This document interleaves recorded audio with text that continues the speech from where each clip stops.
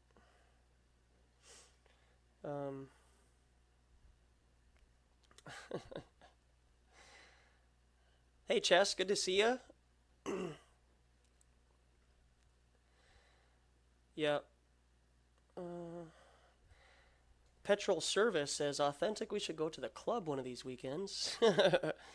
And flat smack people at the club. Yeah, we could do that. That's the thing, is I don't mind talking about this stuff. It's always just having the right, not going out and just to do it, you know what I mean? Like, not going out to, try to get shock value, if you will. Elizabeth King. Cheers, good to see you. Guitar. And if you go out with the right heart and mentality, people will react a little bit more to it. And I try to get into that mode, if you will, and understanding of where people are at before I go out, because it is very controversial. It can be very,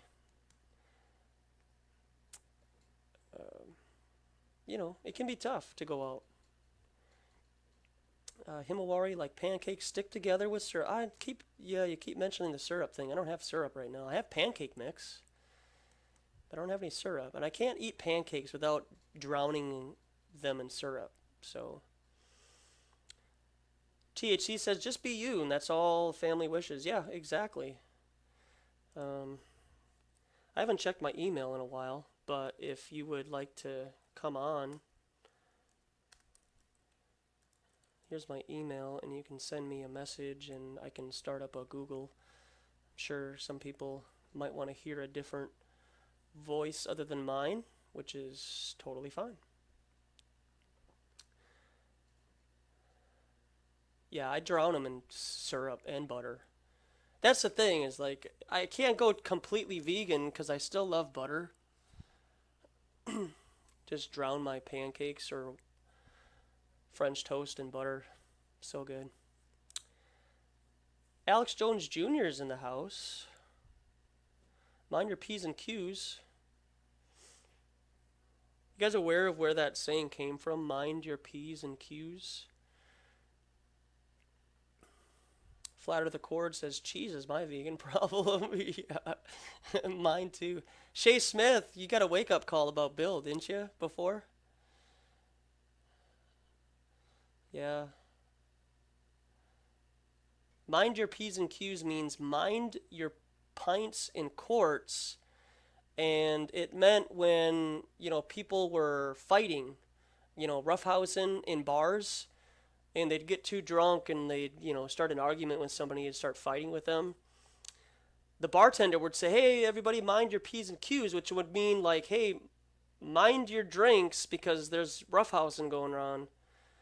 So make sure you get your drinks in order. Flatlander said pennies and quarters. Right? Yeah. Under the Ether says vegan butter. What would vegan butter be? You got a link for that? Himawari says, I want pancakes now. Yes. Pancakes would be great right now. I'd make some pancakes.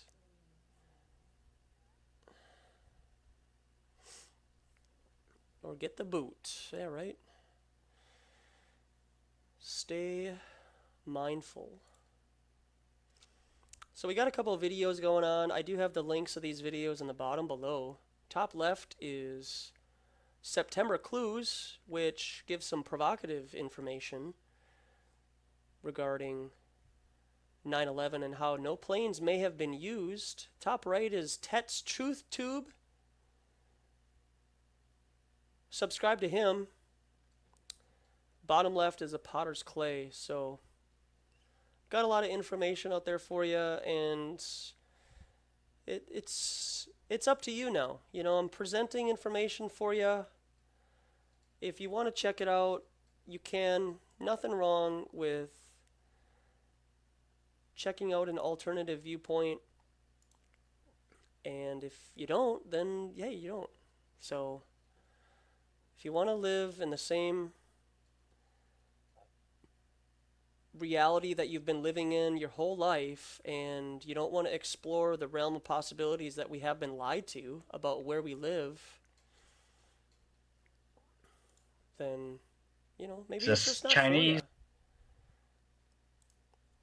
you. And maybe you're just not ready. I said something fairly controversial in my last video in the text below. And what I said was, maybe God is, you know, maybe he's hiding this information from you in a way because you're not ready to experience it yet. A lot of people think that they're ready for the truth. And sometimes you're really not ready for the truth. Sometimes the truth can be so shocking to your system that, in my opinion, God is keeping you from that because you're not ready to experience that level of truth at this moment. If you're coming to this channel and you're new right now to what's going on, then maybe you are ready. You know, maybe it will rub you the wrong way though, and it's going to take you a couple of days, weeks, or months for this to really sink in and think like, wow, there's like really people that believe this? Like, I can't believe anybody would believe that the earth is a flat, motionless plane. And so your conscience just isn't really ready for this kind of talk yet. And yeah, I mean, that might sound controversial, like, how could God hide this information from you? But, you know,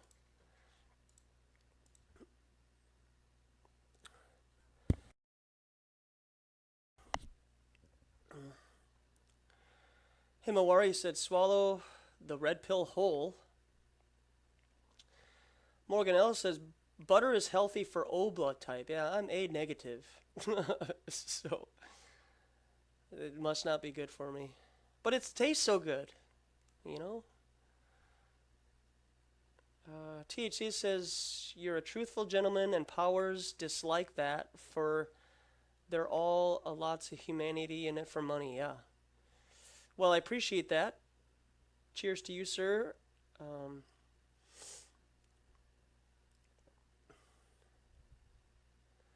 Yeah, it is hard for the establishment to... It's hard for them to be truthful. They can't be truthful because they're always lying. They're habitual line steppers. Himawari says, I'm ready. Yeah, I'm ready for the truth too. I embrace truth. And sometimes the truth hurts, you know, like Randy Moss says. Sometimes the truth hurts and people aren't ready to hear the truth because it hurts. But you gotta understand when truth is coming your way too, right? Because sometimes truth comes in a fashion that you might not recognize. THC says, you're a wise man. True. True colors are not ready. We all need to love and be patient with people. Yes. Being patient with people can be very difficult. That's for sure. Being patient with people is very difficult.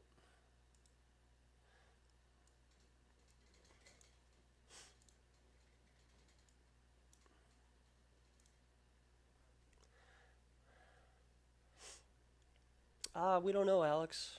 Not sure.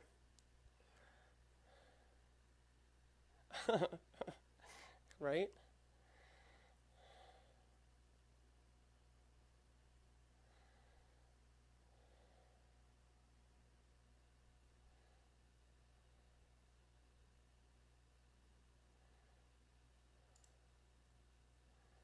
Not sure.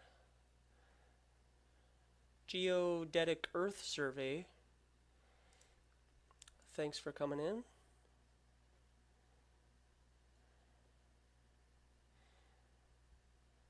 Yeah, Burning Man is coming up, isn't it? Or has it already gone by? Let me see. I know Burning Man is quite the ritual. Burning Man 2017. Let's find out when Burning Man 2017 is. Oh, it's going on right now. It started on the 27th and rolls through Labor Day, along with the Minnesota State Fair. We can watch Burning Man live. I don't want to watch an occult ritual, thanks. But that is good news to know. Burning Man is in Nevada. More than 70,000 people plan to attend. Funny that they use that number.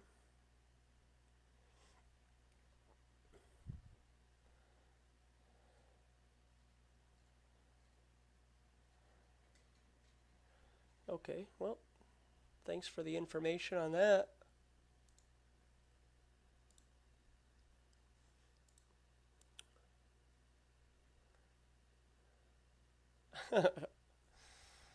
Yeah.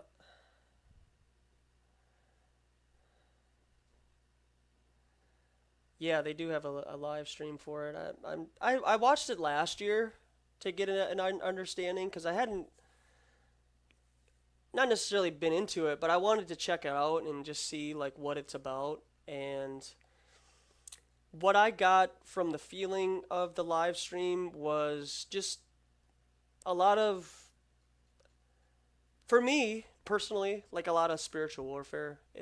After I watched it for a couple of minutes, it made me feel uncomfortable, because that's the type of people and the type of lifestyle that I used to be around. And just where I'm at right now, I'm just at a state of sobriety right now, so taking psychedelics and being in that state of mind just wasn't for me. And so I feel like my testimony has to be true.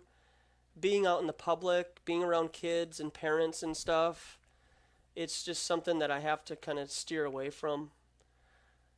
I want to deliver a presence when I'm in public that is true and honest, and to even give the enemy an opportunity to accuse me of something. I can't allow him to kind of creak open that door. So it's very like, yeah, I mean, at times it has been tempting in the past, you know, but I feel like where I'm at right now with this community and how I go about my business, I think that, you know, just for me, that's just me, Joshua Swift. Yeah, exactly. Himawari, thanks. Yeah, this headset is a Logitech G35. I've had it for a number of years, and I like it.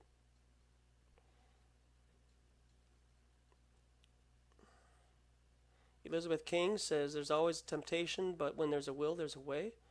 Anything is possible. Yeah, and we just, you got to find your own, like, comfortable kind of environment where you feel strong, and you can't let detractors come in and try to make you doubt what you're, you know, being drawn to do.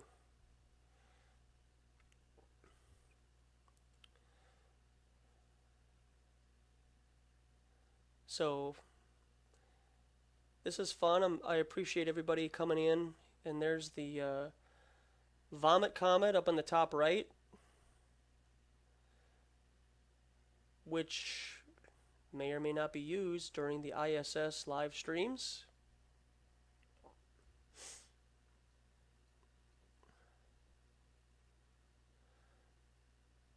See you, Morky. Thanks for stopping by. Appreciate you, and we will see you around in other chat rooms. And if you're new to the chat here, I encourage you to check out other chat rooms, you know, other live streams when they're happening. so that you can get a feel for the type of people that run live streams and Google Hangouts and whatnot. I think that it's important to watch videos of previous Flat Earth live streams so that you can better discern how people convey their message with Flat Earth.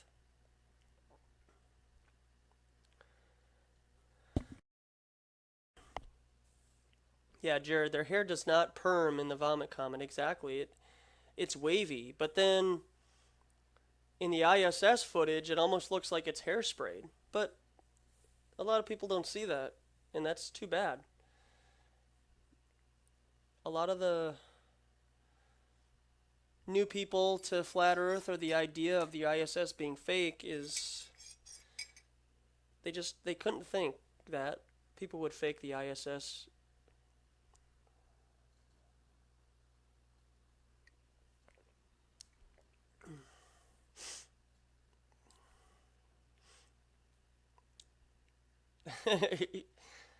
Yeah, Jared, exactly. It's... And you try to, like, talk to new people who are new to the fakery done on the ISS, and they can't see that. They can't see that her hair right there is clearly hairsprayed and permed to stick up like Medusa.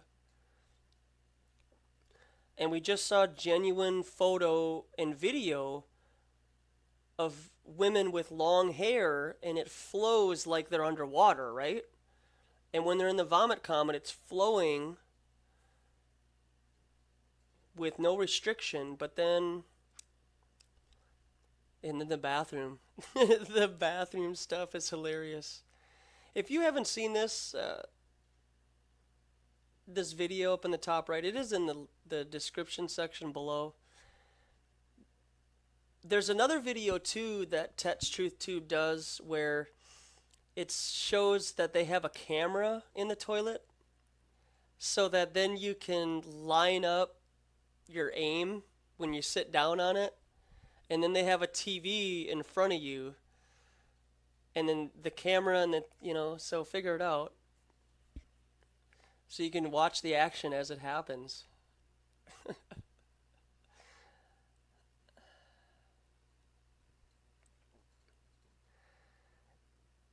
Flat Earth Accord says it's so obvious to me.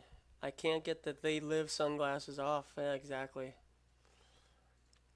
Yeah, if you haven't seen the movie They Live, check it out. Rowdy Piper tweeted before he died that They Live was a documentary.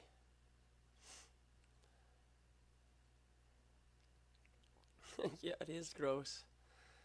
It is gross indeed.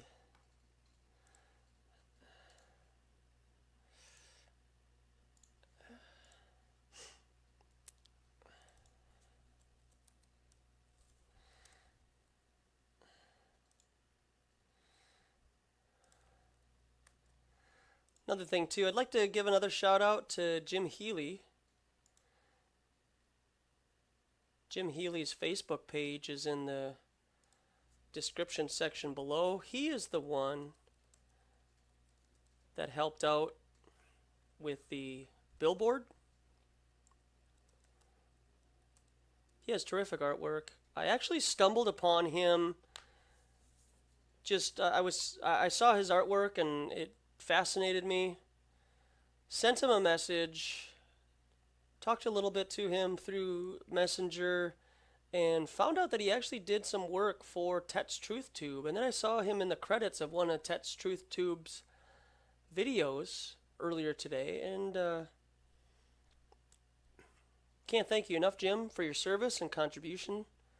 Much appreciated. Your work is being displayed right now in Minneapolis, Minnesota. So we're in this together, buddy. So hopefully they all recognize that this is the real deal, Holyfield.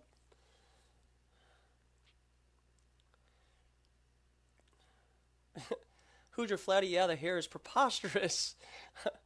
Unnecessary risk to the filtering system is fake as F.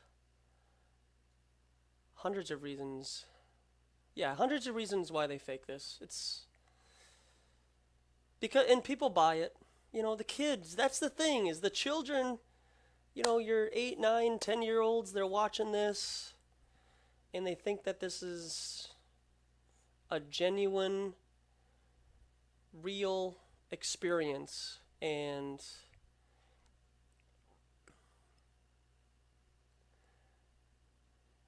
oh, Alex Jones Jr. It's all right. Someday you'll figure it out, and you won't be. You'll get your heart right. Just put it that way. And that's why they cut the hair of the astronauts now, because they know that their hair looks fake.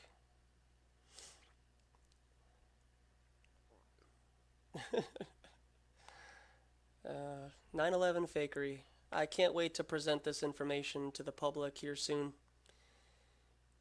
It's just telling, it's getting that idea out there too, that 9/11 was a massive fraud, and it was the biggest psyop next to the moon landing. You have fake actors promoting realism on TV and deceiving our fellow human beings. And I can't stand for that. I have to expose the cockroaches and make sure that they at least have a fighting chance.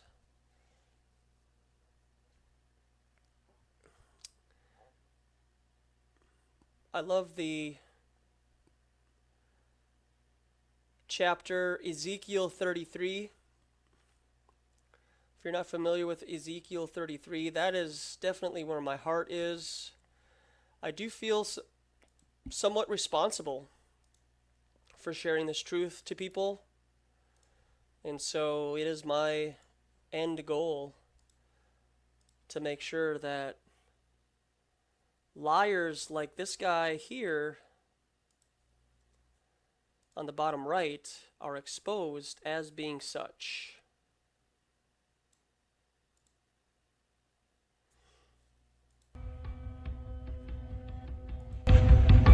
Audio is from your bottom right.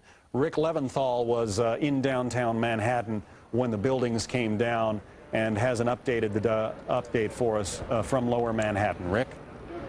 Well, John, we're on Church Street at Reed Street, for those of you familiar with Lower Manhattan, just a few blocks away from World Trade.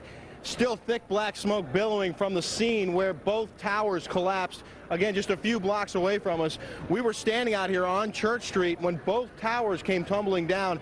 And each time there was a huge cloud of smoke and debris that came roaring down this street, and everyone literally ran for their lives. At this point, the police have been efforting to establish a perimeter. They're trying to keep people back and make sure that no one interferes with their job, which is to try and secure the area and then get inside that World Trade Center rubble to see whether or not they can locate any survivors who may have been inside the building or just outside the building when it came tumbling down. We want to bring in Mark Walsh, who's a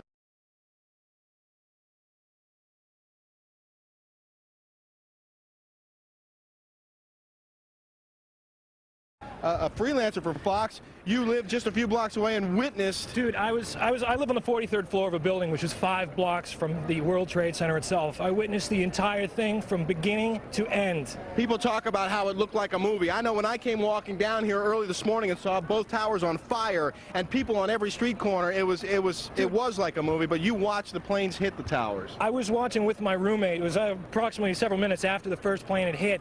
I saw this plane come out of nowhere and just ream right into the side of the Twin Tower, exploding through the other side. And then I witnessed both towers collapse, one first and then the second, mostly due to structural failure because the fire was just too intense. Obviously, there were a lot of people inside the buildings at the time. Two guys from the 7th precinct, the 1st precinct, the fire department right here, the 7th truck, those guys are all right there at ground zero when those things went down. And God bless. I know there's a lot of guys there that were around there, and hopefully they made it out. What was happening around you, in the streets around you, as this was all going down? Absolute pandemonium. From my viewpoint up 43 floors, I could see people running like ants, just absolutely scurrying for their lives. Billows of smoke coming through the streets, just walking down the street, just pushing everybody back. And then several minutes after, it looked like it had just snowed over the entire area. Yeah, the debris, the soot was thick on the street. There's still a dusting of it out here. But when I was standing here and the towers collapsed, we saw police officers running for their lives, screaming, "Get back, get back, get back!" And I'll tell you, that's a wake-up call when you see cops running for their lives, and people too, women's pushing baby carriages, that sort of thing. Well, you had the first tower first. That one, when that first went down, it just pushed everybody back, and it was a good 15 minutes before the second tower finally collapsed. Yeah. And it was just overwhelming, and by that point, it was just insane. Well, I'm hearing a lot of similar stories from people who were inside the building. One gentleman we spoke to earlier today, John, was on the 7th. So there it is, ladies and gentlemen, your first experience of a crisis actor. That was our first experience of a crisis actor right there.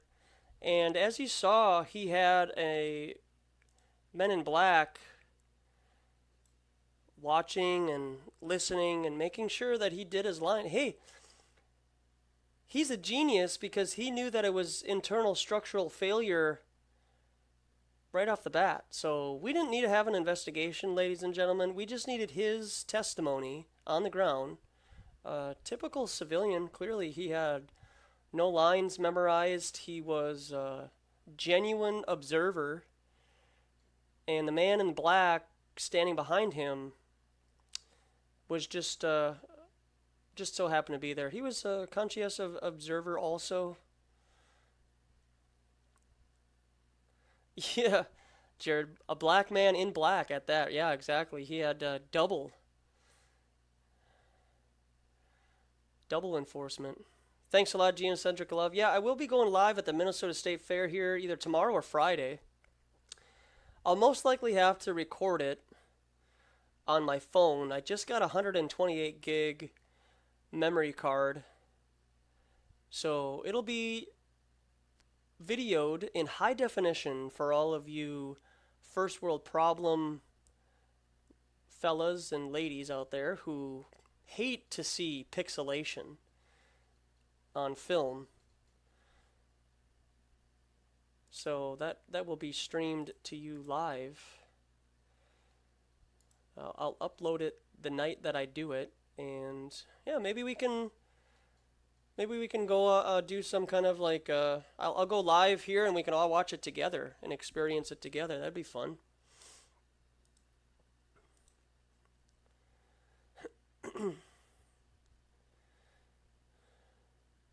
It's always fun to.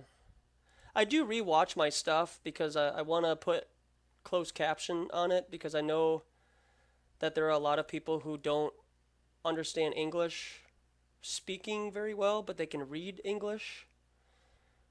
And so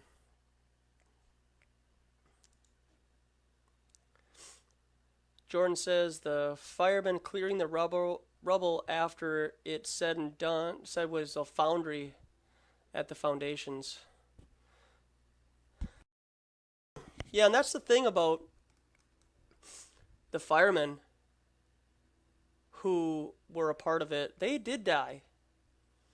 They got sick. They breathed in the chemicals and whatnot that were involved.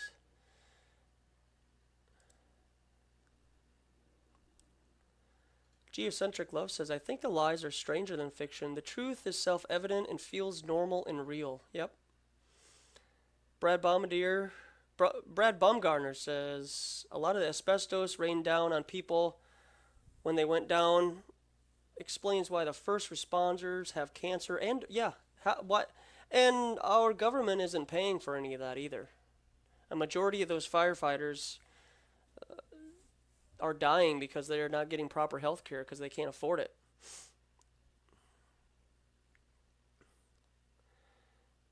Flower Earth Court says he's got a song and video about the Challenger exploding. Check that out. Alex Jones Jr., have a good afternoon, evening, and good night. Flatlander, I know, right? Mew would have taken care of him already. Tyne says, children are trusting and wouldn't think that they're being lied to by their parents, teachers, and those in authority. Yeah, exactly. And then they find out that Santa Claus isn't real. Right? They grow up in this fantasy world that some fat, overweight, bearded man gets out of his house one lazy night and delivers Christmas presents. And then you get old enough to realize that that's fake. And, you know, you could be one of two kids, right? So you go to school and you find out that Santa Claus isn't real, and then you tell your friend, hey, I just found out that Santa Claus isn't real. And the kid who's hearing this, his parents haven't told him Santa Claus isn't real. Like, it's not the year that he's being told, right? Maybe they're waiting till next year or something. And his friend flames him for saying that Santa Claus isn't real. And basically says, how dare you? How dare you tell me that Santa Claus isn't real? He's real. So it's like this flat earth movement now.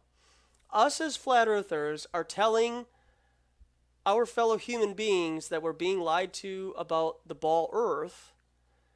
And they're coming at us like, you're crazy. And that's the narrative right now, it looks like. We're telling everybody that Santa Claus isn't real, and people still want to believe in Santa Claus. Yeah, DJ, right? Wait, no. The Easter Bunny's real, though, right? You know, I mean, seriously. When are the lies going to stop? Why do we have to continue this cycle of lies with people?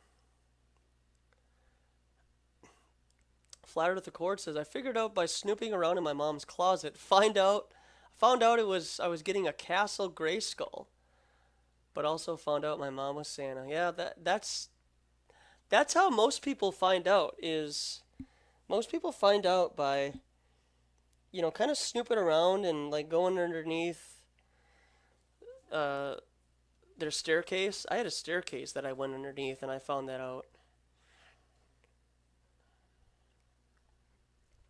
I'm ready for the truth too. Give it to me, you know. Finding out who's your flatty. Finding out that flat Earth, the Earth is flat, is like discovering that your parents are serial killers. Like they take care, like Tony the Tiger, Captain Crunch, those type of serial killers. I think the best one was finding out that the Earth is flat is like finding out that you're adopted. Like, that's pretty heavy.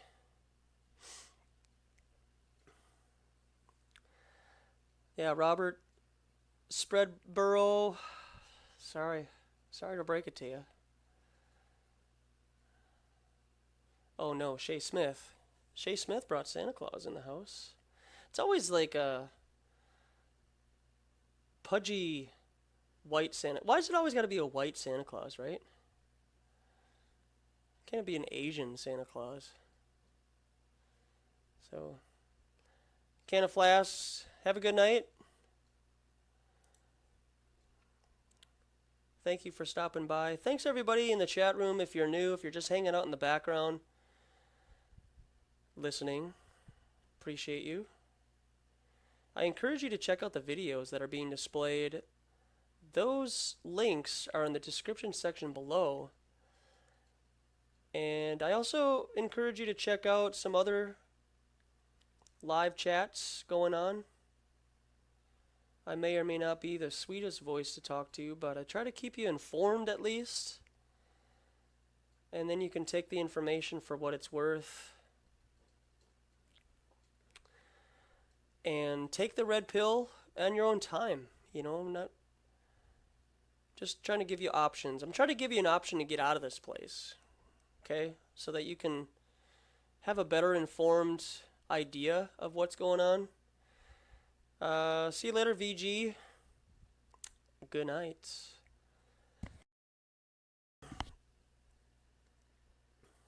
Yeah, box cutters, and they found a non-burnt passport on the ground after the airplanes hit those towers. So it was convenient. You know, it's good to know that passports survive jet fuel, but steel beams don't.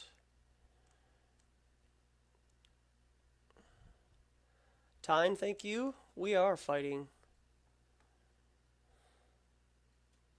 We're getting out of here.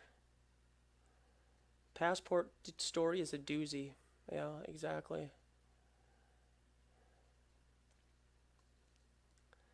People hate it when you screw around with the blue marble. Yep. It's hard. It's hard to let go. It's hard to let go.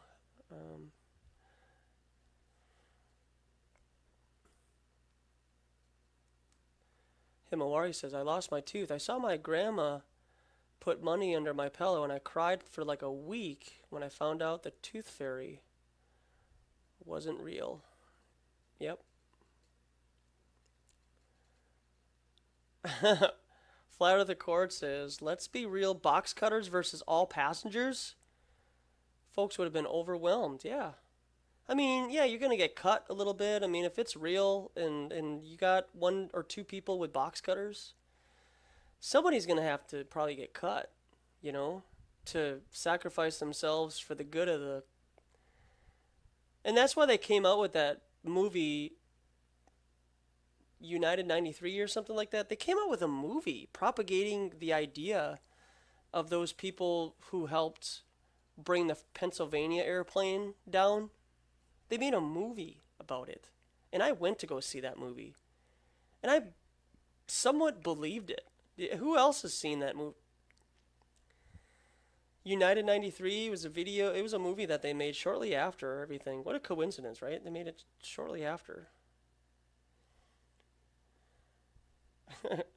Yeah, the entire 9/11 story is a complete and utter mockery. Like Shanksville, yep. Yeah, right.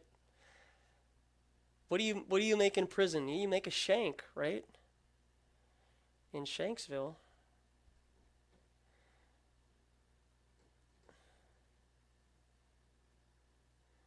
Hoosier Flatty says the flatter the core, right? But they may have not known they were destined to crash. That's assuming the reality of any event, and I question it all.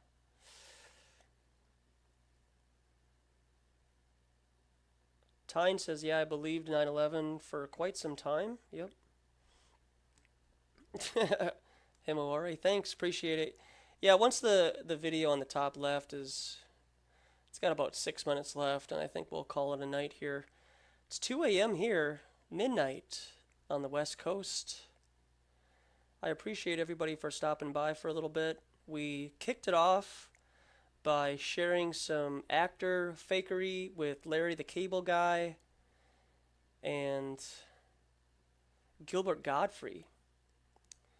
And just kind of show how all of your actors and everybody in Hollywood, they're just playing a part and they're all actors. All of your musicians who sing, they're not as good as they sound. They do use auto-tunes and or some kind of music manipulator to make them sound better than they really are. Everything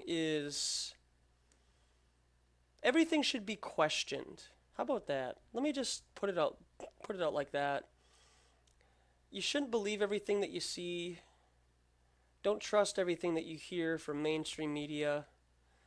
And take my opinions and question what I say. Everything that I say is just my opinion and my own observation from experiences that I have had on Earth. And so I do want to challenge people. And I know that I offend a lot of people. I know that I make people feel uncomfortable, especially a lot of the, church-going Christians, the fundamental Christians that are out there. And you got to remember who runs this world, who runs this reality, and it certainly isn't Santa Claus, right? He's not bringing joy across the earth right now. It is an evil spirit that wants to destroy you and me and our children's children. And we're not in that group. So have a good night, Himawari. Thank you for stopping by.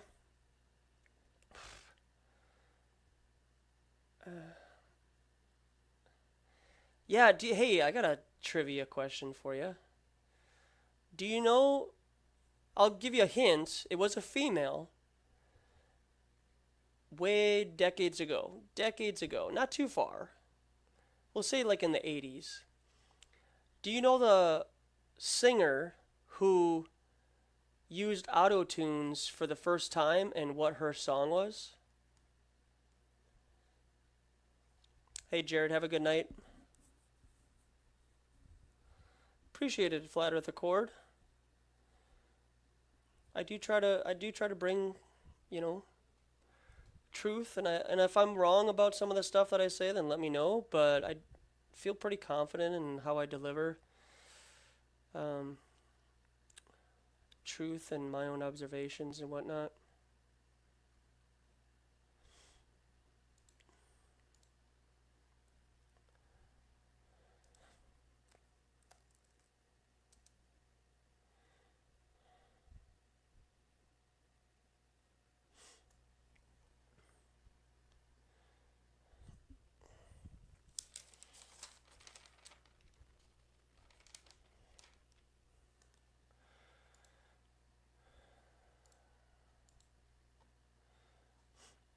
Let me see if I can share it with you here real quick.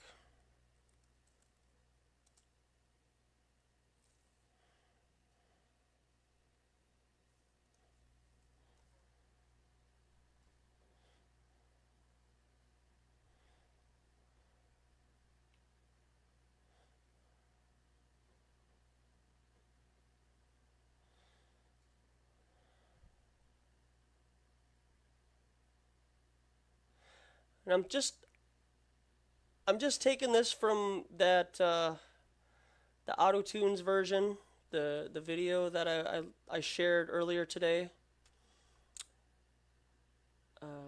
The first person to use auto-tune was Cher Believe.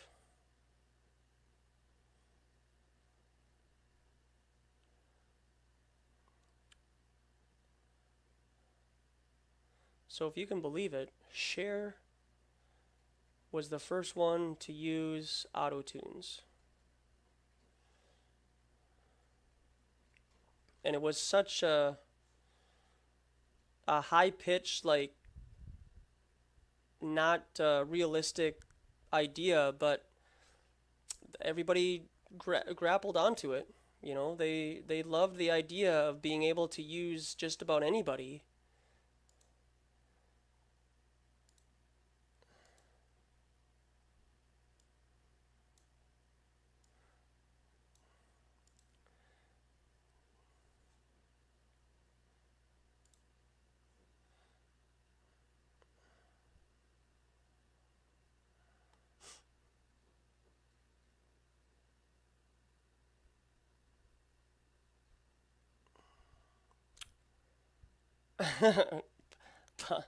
Panu, yeah. Yeah, Flat Earth Accord, there you go. Yep. No, Britney Spears, no, it was Cher. Did you Google it? Cheaters. Yeah, now I can't get that song out of my head. Yeah, good job out there. It was Cher, and it sounded very fake at the time, too.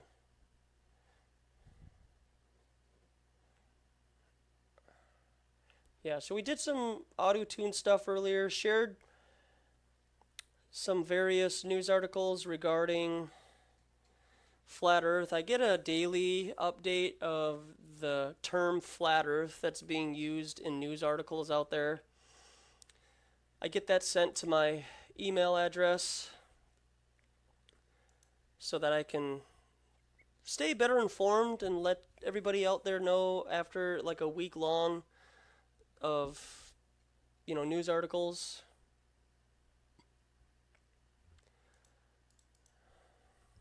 And so, all right, so what do you think, folks?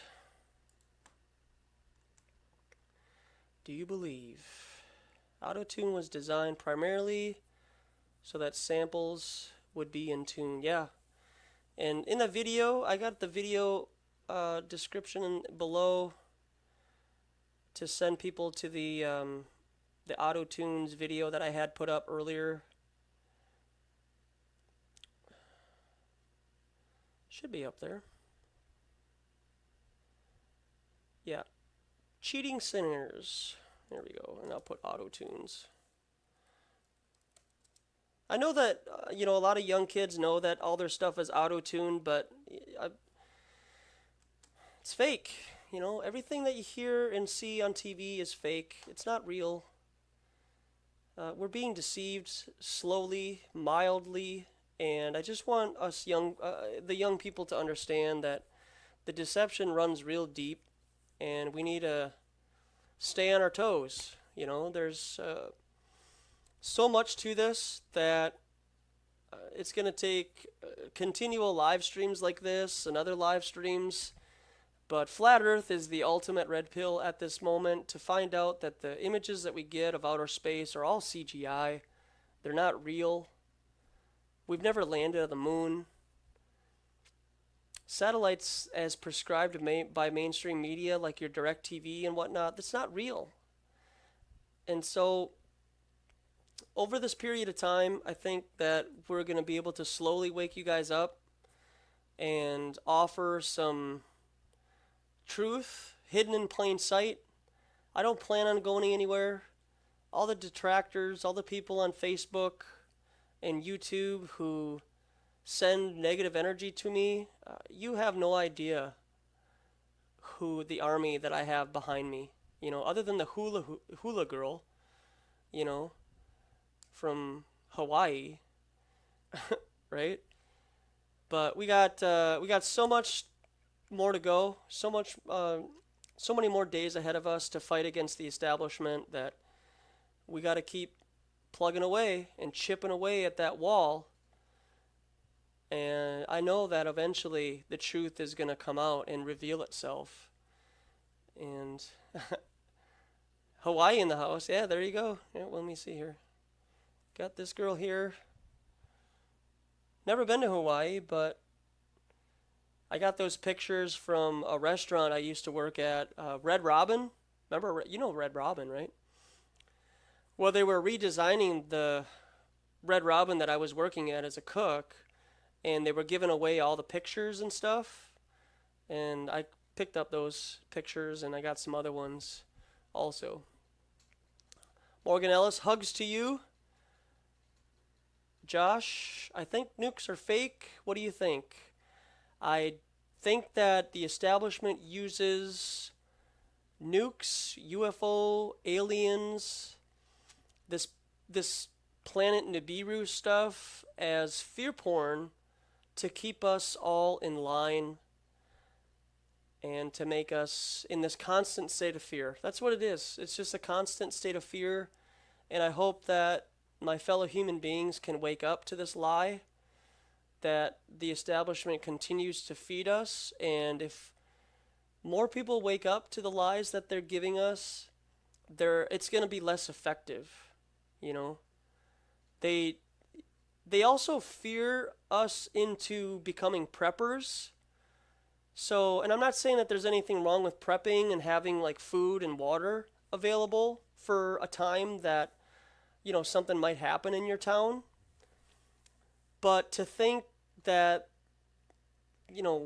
this nuclear bomb is going to hit the earth or hit the United States, so you need to go out and prep.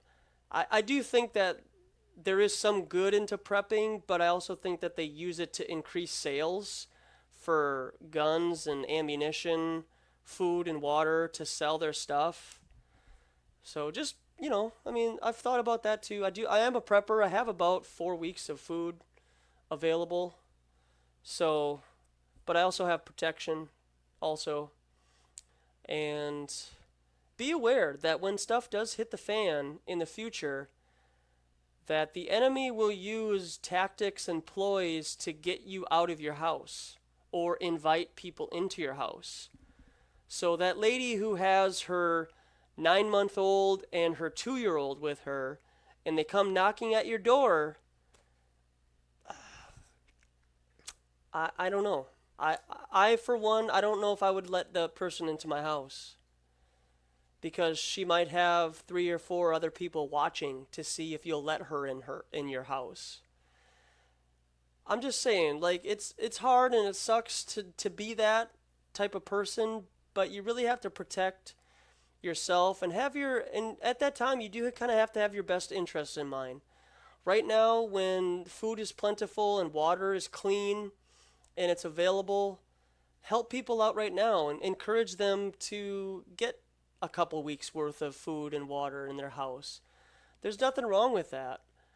But when it does hit the fan, you can't just hand out all your stuff to everybody. And that's all I'm saying. You know, just be mindful as you know, as a human being. So yeah, be happy with what you got right now too. You know, don't take things for granted. Yeah, exactly.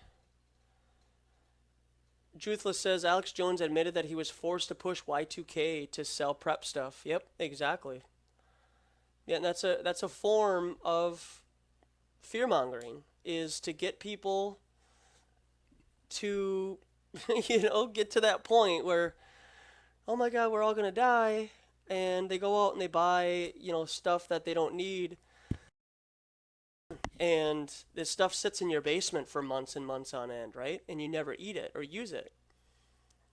And so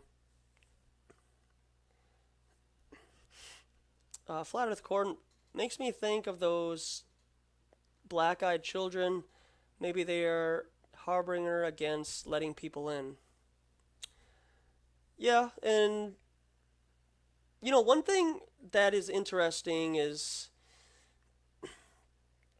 as we get closer and closer to the next 9/11, they're kind of like letting out all their cards all at once. So you really can't put your finger on anything that they may or may not do. They're kind of fear-mongering everything. My opinion, and I don't know much about anything, but my opinion would be the most realistic thing that could happen is maybe another 2008, 2009 thing, where something happens with our money. And we all saw earlier that Greenspan said in regards to the Fed Reserve that he could just print money. So if they can just print money, but then they can use money as a fear tactic, maybe it's something that people will use to invest into, online currencies and whatnot. So I know that Bitcoin is a very popular idea for people out there. So, I haven't been able to 100%, get on board with Bitcoin. I'm not sure. Robert says, all right, Robert, I don't know about all that. Robert says chemtrails are fear porn. Don't worry. I can't follow in line with that. I think that considering Harvard was given $20 million to chemtrail us, they're just now admitting that they can chemtrail us when they've been chemtrailing us for at least 10 years. So, DJ said I would buy gold, not Bitcoin. Well, I would buy gold too, and then I would want it. I would want the physical gold in my hand, because I think Kennedy tried to do something like that. And if you have a piece of paper saying that you own gold, and then you go to the bank or wherever to get that gold, that's a piece of paper. And if you do buy gold, then I encourage you to get the physical gold in your hand then. Citizen Z, good to see you. How much is an ounce of gold these days? Oh, that's a good question. I don't know. I haven't gotten into that. Flat Earth Accord says vampires too, let the right one in. Yeah, and that's why you don't let people into your house who are peddling spirituality, particularly like Jehovah's Witnesses. I would never let a Jehovah's Witness or a Mormon into my house. You don't want to invite those spirits into your house, so you got to be careful. Opening Pandora's Box says $1,300 per ounce for gold. Yeah, Robert. See, and that's the thing is, people let out their true colors. You know, you let people talk and they sound like they're hip now with it, and wow. I let Robert speak, and then Robert says chemtrails are fear porn, and then that's gonna get you. That's gonna get you a bat on the hand. You know.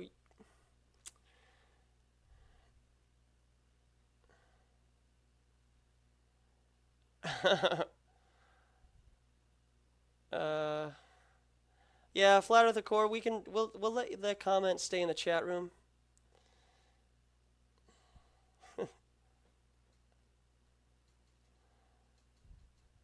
Panu says it was up 1,600, I think. Yeah.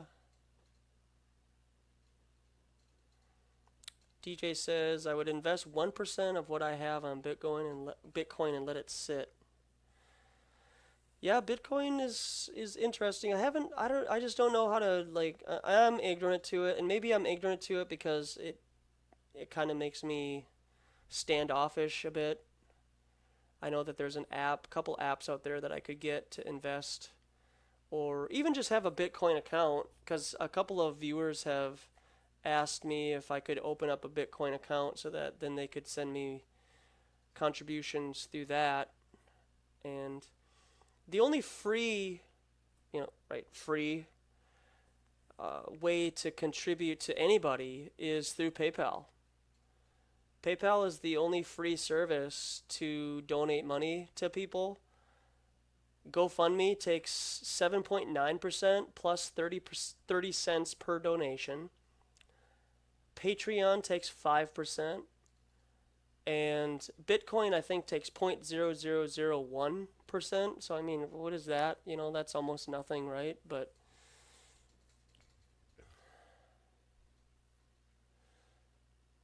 supposedly a refinery got wiped out, so gas prices will price gouge people. Yeah, that's what I heard too. I heard that there's a couple of refineries in Texas that went out recently. And that, you know, I think that might have been their point and their idea. Again, a gas crisis in the United States of corporate America could be a problem for us in the future. Could you imagine having a gas shortage over the wintertime? The Midwest would seize up for sure. And I would not be surprised if this Hurricane Harvey was not prescribed by HARP and the cloud machines that are available.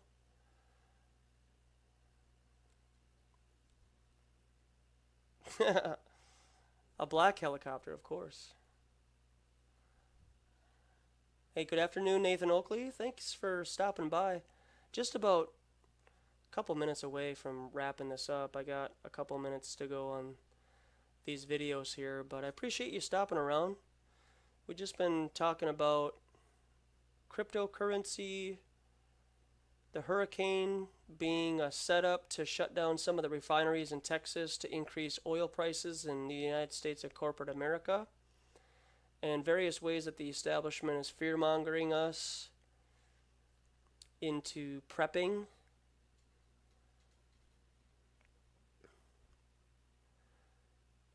Citizen Z says, news article saying Americans pay more in taxes than food and clothing combined. And I plan on saying something about that. I put up an article about Neil Kashkari, who is the current president of my Fed Reserve Bank in downtown Minneapolis, so maybe I can have a dialogue with him when I show up at the front doors. Hopefully they don't usher me out, but I plan on going down there sometime in the future. Yeah, Citizen Z, money is their priority, and as we all have seen, they are not shy. Oops. In how they go about their business. I love this quote from... Are U.S. Treasury bonds still safe to invest in? Very much so. I think this is not an issue of credit rating. The United States can pay any debt it has because we can always print money to do that. So there is zero probability. U.S. Treasury bonds still safe to invest in? Very much so. I think this is not an issue of credit rating. The United States can pay any debt it has because we can always print money to do that. So there is zero probability of default. So there you go, ladies and gentlemen, your former president and CEO of the Fed Reserve. I think he served 18 years, which is not a surprise with that number, 18, for him to be in power at the Fed Reserve. He can just print more money. That's no big deal. Doesn't matter what kind of debt they're in. He also states in another interview that the Fed Reserve is above the law and nobody can bring any kind of lawsuit against them because they're the Fed Reserve and they run the show. So here's everybody's favorite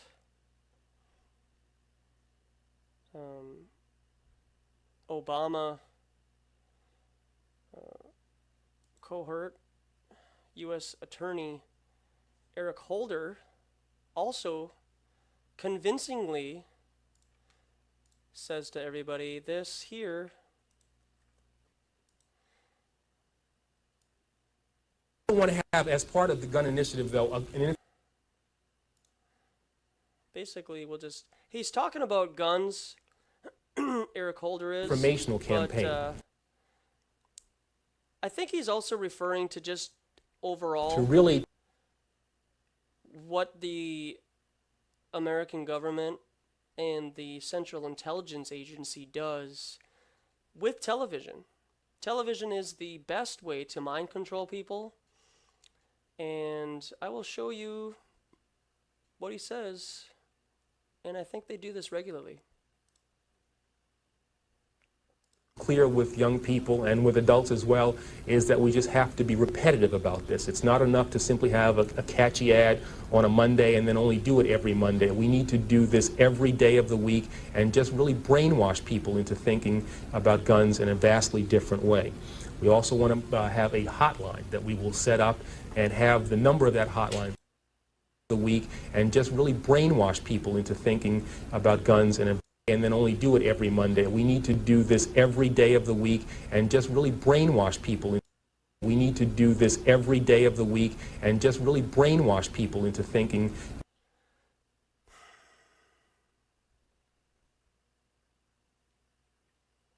Brainwash people. He admitted it. There you go. Repetitive. Eric Holder right there. Brainwash people. There it is. Brainwash people.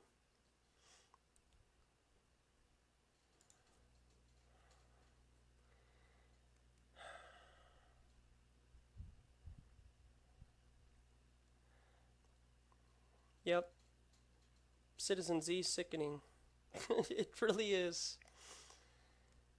Flat Earth Accord, if you tell a lie enough, exactly. Just keep it up. So, ladies and gentlemen, boys and girls, about guns. People knew to this channel. I really appreciate everybody stopping by. If you're a regular, good to see you.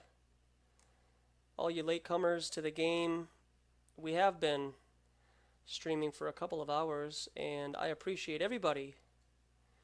DJ, yeah, DJ says it's his first time seeing that video. Yeah, he brainwash people. That's it. Can't get any more, you know, just brainwash people. That's it. So, yeah, you see that now, Pono? Aloha. Aloha, everybody. Out there in the truth movement. We're going to start shutting her down here, but I can't thank you enough for everybody hanging out for the couple of hours. You came in and out. That's great. We are pressing in on the globe earth model.